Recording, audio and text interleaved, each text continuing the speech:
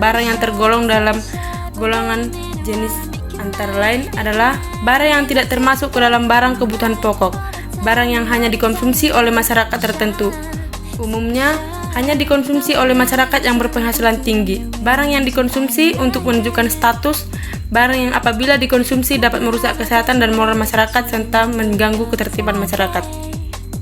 Yang keempat, biaya materai. Yang kelima, pajak bumi dan bangunan. Yang selanjutnya, jenis pajak yang dipungut pemerintah dari masyarakat. Yang pertama, jenis pajak berdasarkan sifatnya. Pajak digolongkan menjadi dua jenis, yaitu pajak tidak langsung dan pajak langsung. Pajak tidak langsung yaitu pajak yang dapat dialihkan kepada orang lain untuk pembayarannya, misalkan PPN atau pajak pertambahan nilai.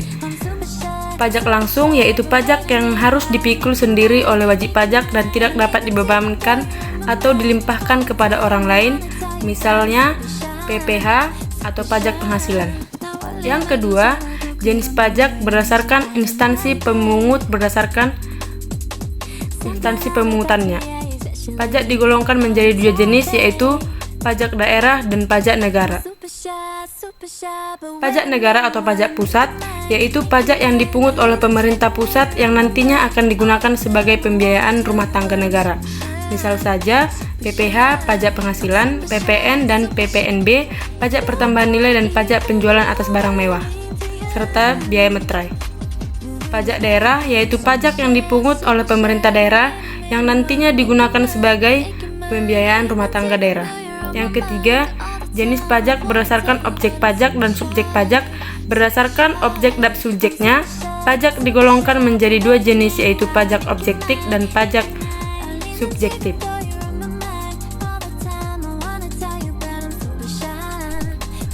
Pajak objektif yaitu pajak yang mengacu pada objeknya tanpa memperhatikan keadaan diri dari wajib pajak tersebut, misalnya PPN atau pajak pertambahan nilai dan PPNBM, pajak penjualan atas barang mewah.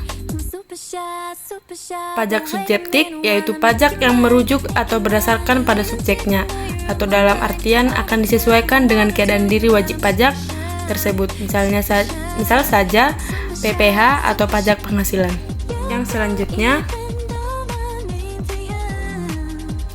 ada dua jenis NPWP yaitu NPWP pribadi dan NPWP badan. Berikut perbedaannya. NPWP pribadi yaitu NPWP yang dimiliki secara individu yang memiliki penghasilan di Indonesia. Berikut ini individu yang masuk ke daftar NPWP pribadi yaitu memiliki penghasilan dari pekerjaan, memiliki penghasilan dari pekerjaan bebas, memiliki penghasilan dari usaha. Yang kedua, NPWP badan yaitu NPWP yang dimiliki oleh setiap perusahaan atau badan usaha yang memperoleh penghasilan di Indonesia. Berikut ini perusahaan yang masuk dalam daftar NPWP yaitu badan milik pemerintah dan badan milik swasta.